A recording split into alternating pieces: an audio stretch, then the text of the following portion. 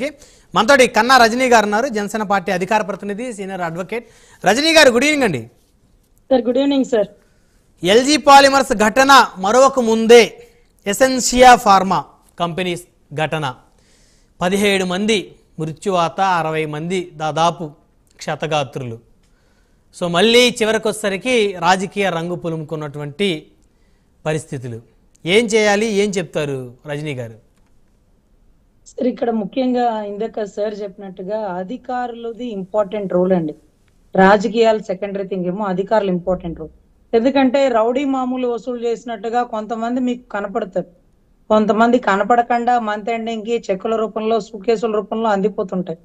కొన్ని ఏరియాలో బ్రహ్మనాయుడు గారు ఈ మధ్య ట్రాన్స్ఫర్ లో జీవో ఒకటి వచ్చింది కదా, కొన్ని ఏరియాలో జీవోల గురించి విన్నాను. ఈ ఏరియా గ్రానైట్ ఏరియా, ఈ ఏరియాకి పలానా వాడినే వేయించుకుంటానని.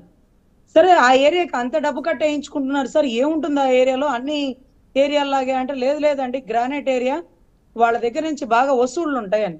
వసూళ్లు ఉంటే పబ్లిక్ కి కడతారా లేకపోతే పన్నుల రూపంలో కడతారా అంటే, కొన్ని మెజర్మెంట్స్ ఫాలో అవ్వకుండా, దాని మీద ఎంక్వైరీ వాళ్ళని రాకుండా ఆ రౌడీ మామూలు వసూలు చేసినట్టుగా అక్కడ అధికారుల, అక్కడ రాజకీయ నాయకుల దండుకుంటున్నారు.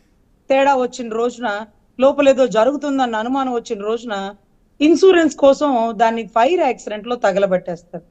ఊరికే ఫైర్ యాక్సిడెంట్ అంటే అనుమానం వస్తుంది కాబట్టి ఒక 10-14 మందో షిఫ్ట్ తక్కువగా ఉన్న టైంలో ఫైర్ యాక్సిడెంట్ చేయండి అంటారు. అంటే మోరోవర్ ఇప్పుడు మీరు తెలుసుకోవాల్సింది, 385 మంది అక్కడ వర్క్ చేస్తున్న మూమెంట్ లో 14 మంది చనిపోయారు, 50 మంది క్షతగాత్రులు అయ్యారు. వారు కొద్దిగా కోలుకునే అవకాశం ఉంది. చనిపోయింది 14 మంది. అసలు ఆ మిథైల్ కి సంబంధించిన కెమికల్ ఏదైతే ఉందో, ఆ కెమికల్ ఎలక్ట్రానిక్స్ మీద లేకపోతే ఎలక్ట్రానిక్ సాల్వేట్స్ మీద, ఇవన్నీ ఒకదాని మీద ఒకటి కెమికల్ బరస్ట్ అవడం, పైకప్పు లెగవడం, అక్కడక్కడే ఇన్సిడెంట్ జరగడం.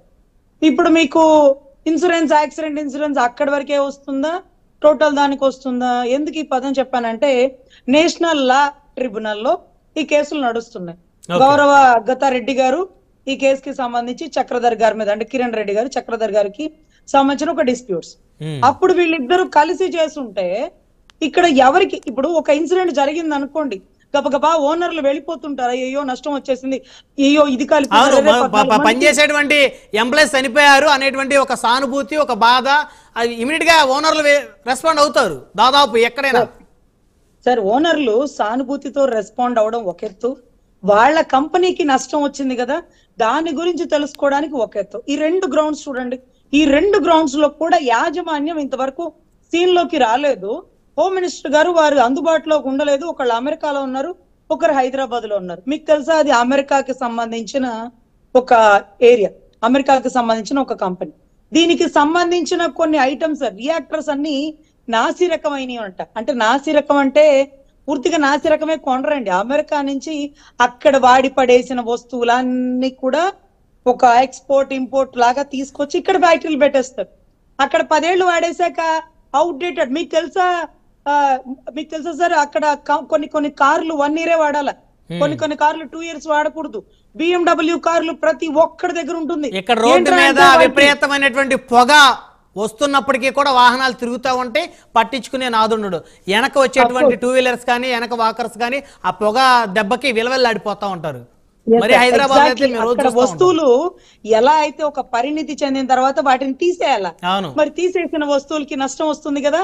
దానికోసం కొన్ని రాష్ట్రాల్లో కంపెనీలు పెట్టి అక్కడ అయిపోయినటువంటి అవుట్డేటెడ్ వస్తువుల్ని తీసుకొచ్చి ఇక్కడ మనుషులతో ప్రయోగాలు చేస్తుంటారు. అక్కడ ఆల్మోస్ట్ తేడా పడదండి. మీకు తెలుసు, ఒక 5 ఏళ్ళు 10 ఏళ్ళు ఒక వెహికల్ టెన్యూర్ అయిపోయింది అనుకోండి, దాని తర్వాత కూడా వెహికల్ పనిచేస్తుంది. కానీ ఎనీ టైం బ్రేక్స్ ఫెయిల్ అవ్వచ్చు, ఇంజన్ ఫెయిల్ అవ్వచ్చు, అన్ఎక్స్పెక్టెడ్ గా యాక్సిడెంట్ జరగవచ్చు, దాంట్లో స్కూల్ పిల్లలు ఉండొచ్చు.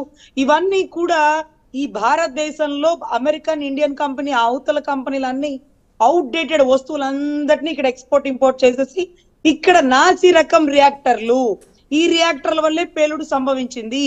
ఏ కెమికల్స్ ఫెయిల్ అయినాయి, ఎందుకు ఎక్స్క్రేషియా గవర్నమెంట్ ప్రకటిస్తుంది, యాజమాన్యం ఎందుకు ముందుకు రావట్లా, ఇదంతా ప్రభుత్వం మీద భారమే కదా. ఇక్కడ ఏ చిన్న ఇన్సిడెంట్ జరిగినా ఆ ఫ్యాక్టరీ రెస్పాండ్ అవ్వాలి సార్, మెయిన్ థింగ్. ఆ ఫ్యాక్టరీ రెస్పాండ్ అవ్వలేదు, యాజమాన్యం రాలేదు.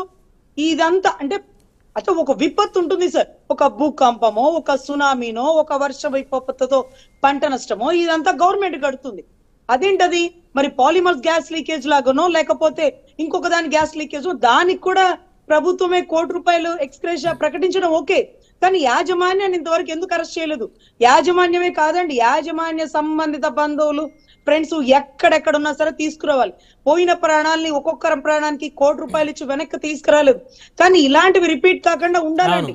విజయనగరం, LG పాలిమర్స్ లో మాత్రం ఆ కంపెనీ యాజమాన్యాన్ని ఏం శిక్షించారు? అంతా కూడా ఈ మెడిసిన్ కి సంబంధించిన ఫ్యాక్టరీస్ ఎక్కువ ఉంటాయండి. కెమికల్ ఎక్స్పోర్ట్స్ కానీ లేకపోతే టాబ్లెట్స్ తయారీ కానీ అక్కడ ఎక్కువ ఉంటాయి. ఎందుకంటే అక్కడ ఏరియా బాగా 300 ఎకరాలు 500 ఎకరాలు ఖాళీగా ఉంటుంది. ఏది జరిగినా అడిగే పని లేదు, ఏదనుంటే లెక్కల్లో తొక్కేయచ్చు. కాకినాడ ఎయిర్పోర్ట్ నుంచి కొంత డ్రగ్స్ వస్తున్నాయి, వైజాగ్ ఎయిర్పోర్ట్ నుంచి కొంత డ్రగ్స్ వస్తున్నాయి. సో ఇవంతా కూడా అక్కడ ఏదైతే అధికారులు ఉన్నారో వాళ్ళు ఎప్పటికప్పుడు చెక్ చేసుకుంటా ఉండాలండి. మీరు ఇందాక అన్నారు సమగ్ర నివేదిక ఇవ్వలేదు, సోషల్ ఆడిట్ చేయలేదు, సేఫ్టీ మెజర్మెంట్స్ ఫాలో అవ్వలేదు. ఈ 3కి సంబంధించిన రిపోర్ట్ ఇవ్వాలండి. రైట్ మేడం, మళ్ళీ వస్తాను మీ దగ్గరికి. మనతోటి వైఎస్ఆర్ కాంగ్రెస్ పార్టీ సీనియర్ నాయకులు మాజీ నవరత్నాల వైస్ చైర్మన్ నారాయణమూర్తి గారు ఫోన్ లైన్లో అందుబాటులో ఉన్నారు. ఒకసారి